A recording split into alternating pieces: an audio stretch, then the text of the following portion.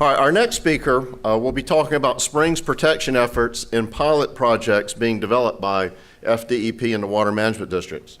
He's now joined us up here at the table. Noah Valenstein is the Executive Director of Suwannee River Water Management District, and holding that position for coming up on an anniversary date, I see. So, yeah. Prior to that, Noah has his undergraduate degree from University of Florida in Natural Resource and Environment from the College of Agriculture, and his law degree from Florida State University. And he served as the Environmental Policy Coordinator under Governor Rick Scott. Noah?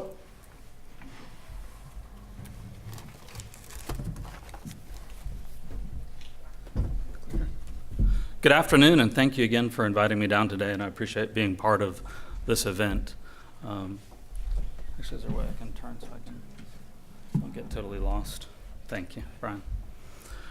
So before I start, I just wanted to mention a couple sort of overarching concepts. One is there are obviously a lot of challenges in water management today, but I'd mention I think it's one of the most rewarding and excited areas for me for three reasons. One is it's a great form of government.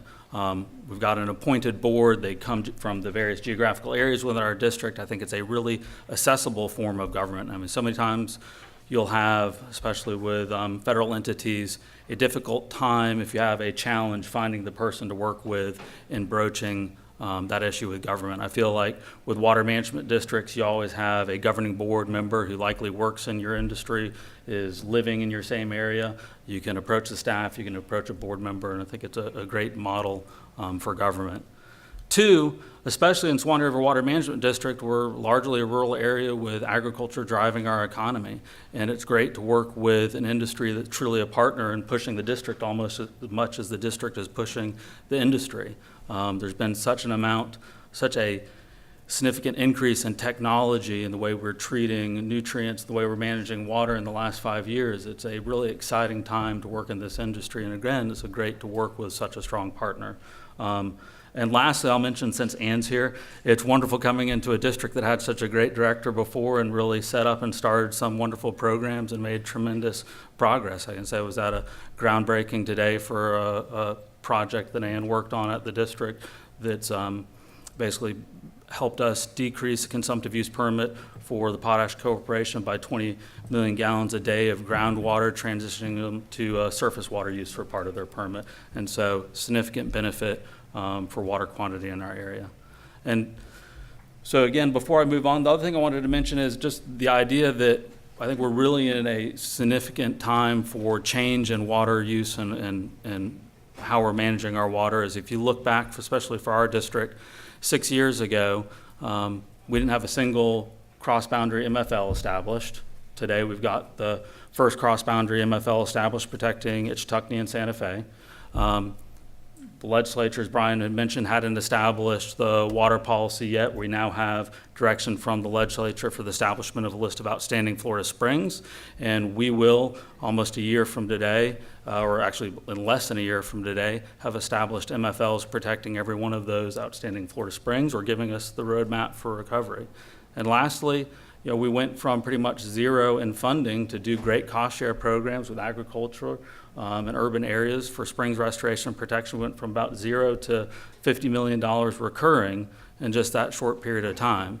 And so at least I try and tell myself that on a recurring basis to make sure that I've got sort of a Zen perspective and realize how much we've accomplished in the last 5 and 6 years. Yes, we have challenges, but I think we really have done some exciting things and have the opportunity to do some exciting things in the future.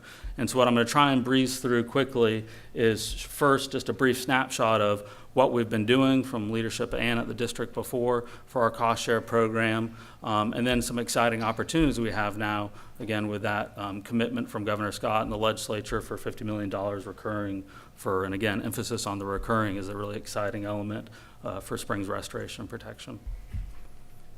So first, just the as I was mentioning, we've got a lot going on, whether it's quality or quantity challenges, whether it's our own, obviously we have the Central Florida Water Initiative, but in our neck of the woods between Ann and myself, we have the North Florida Regional Water Supply Planning Area, just rolls off the tongue. We've got cost share programs that we've remained committed to. We're really, one of the things we're working more at, since we've got a good foundation on a lot of programs, is making sure we're coordinated with what other agencies are doing so that we're leveraging benefit together, so that we're not looking solely at what my cost share program is doing, but that we're looking at, do we have an opportunity to partner with RCS, with the Department of Agriculture and Consumer Services, and are we collectively doing all we can to reach a goal together? Because invariably our goals are the same, but a lot of times our programs have been working independently and we may have missed on opportunities to leverage for greater success.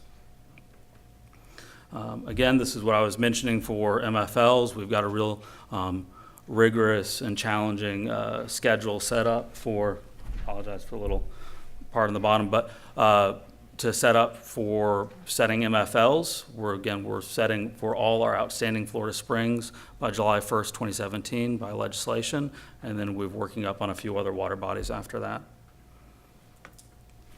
Next, for agricultural water use in Suwannee River Water Management District, 2015 estimated is about 124,000 acres.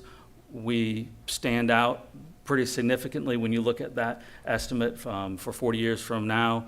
And I've said estimates, we have over a 40% growth in that time period in Suwannee River, well above any of the other districts for growth in irrigated agricultural area.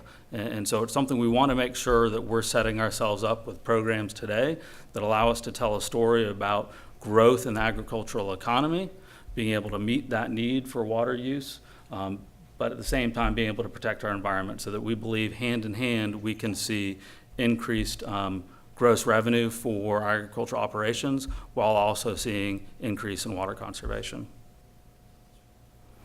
So just what our program has been to date. So since 2013, our Water Management District our Water Management District Board has been committed to a cost share program of about $1.5 million a year, and that's been focused mainly at water quantity.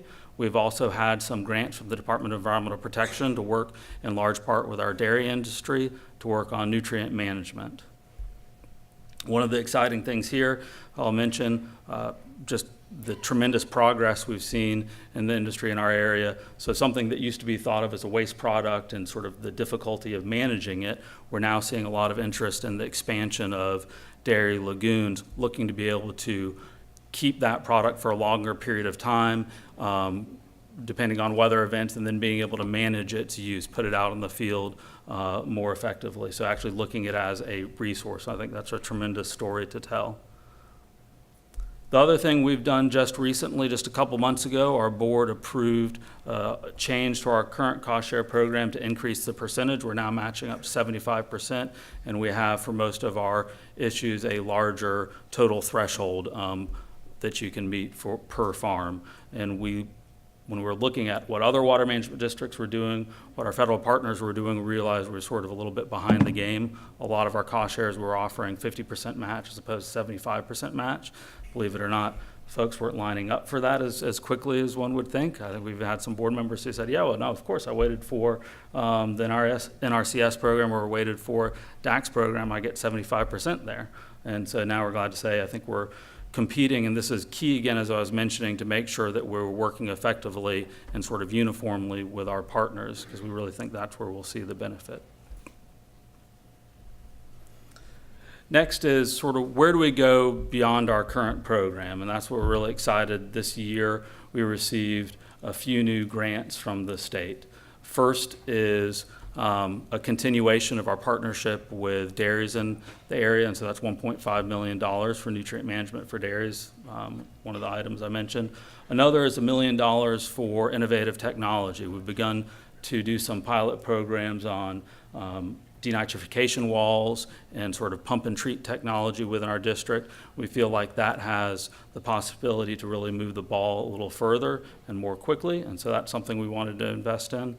And then last was $5 million to look at, is there a way to partner with agriculture, see profits increase, and sort of play a role in investing in things like sod-based rotation or new methods that have a lower water use and lower nitrogen impact.